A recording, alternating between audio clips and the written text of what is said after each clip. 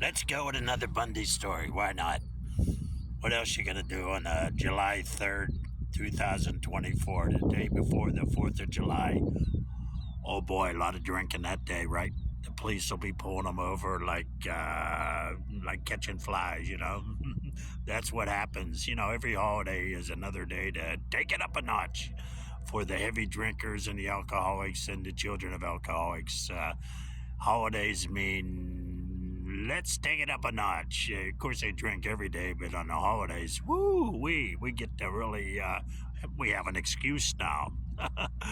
That's all it is an excuse. But it is what it is. So, this particular story, I was a drinker too, I was raised in it and became a part of it. So we were young in high school, and my best friend that I went in the Navy with, his neighbor, an older couple, had their nephew come up. I believe that he was a nephew. He was from California, and he came up. He comes up there and visits him for a while, a couple of weeks or whatever, in the summer. So he's there, and now my friend and me, we always get down to the pool hall, and we're going to get down to the pool hall.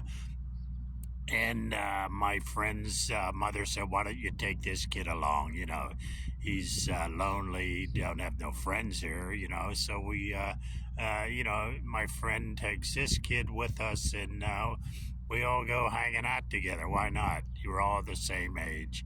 It's summertime, sweet summertime, get down to the pool hall. And in knowing this kid, we find out that his grandfather, the people he's staying with, these two old people, he says he has a wine cellar down in the basement of the home that he's staying at right now. His grandfather either makes wine, store wines, or whatever, but there's wine down there. He lets us know that. So we said, what are you, crazy? Sneak some out to us.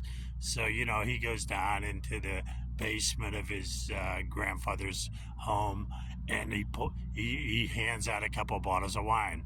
We went and we tasted the wine. It was so strong that we literally played cards, and the loser had to take a big swig of the wine. Of course, we were flying high.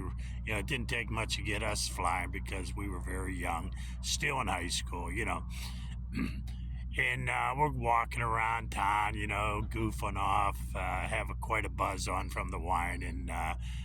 And I see my dad in his Corvair that was never inspected, and he wouldn't bring it out in the wide open world unless he had a goal or a purpose.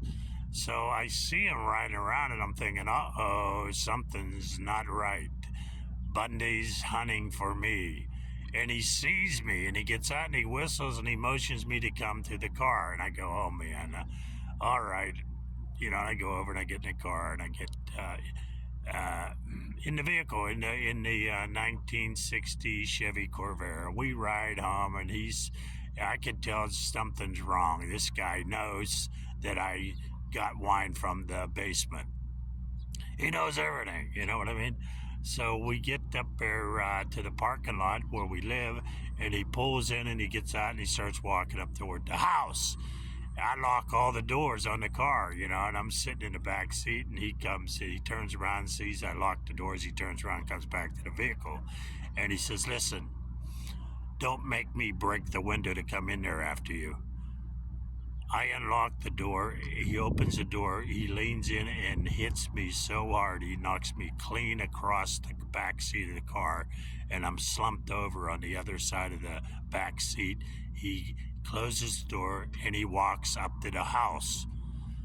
I finally come to, shake myself, get out of the car, and go back down the street, play with my friends, As long as he did his thing, whatever that meant, he had to show that he was king, and I accepted the fact that he was king, and he was my dad, and he let us know that I will always be king, and he always was, to the day he died, to tell you the truth.